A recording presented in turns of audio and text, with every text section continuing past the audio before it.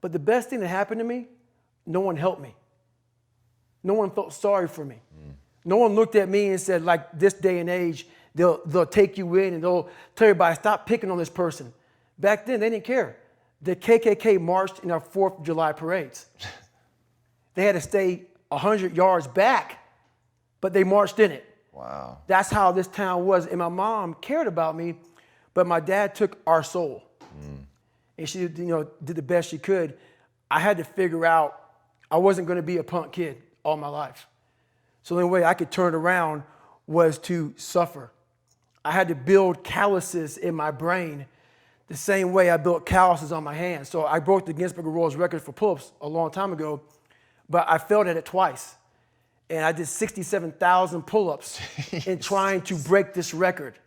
So to do 4,030 pull-ups, I had to do 67,000 for training for that. Wow.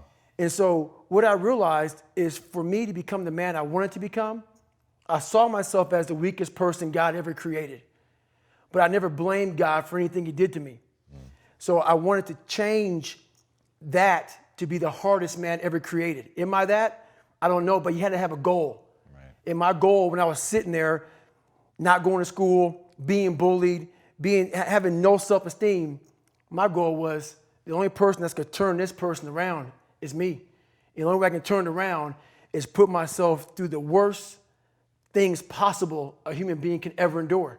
And that'd be the only way that I can build this brain to handle anything that comes in front of it, callousing my mind through pain and suffering. That's so powerful. It's such an amazing insight. So obviously listening to some of the stuff that you're talking about, and one thing that you say often is, it's hard to stay hard or get hard when you're living in, like you even said at one point, in a big mansion in Beverly Hills, right? So I was sitting there thinking, you're absolutely right.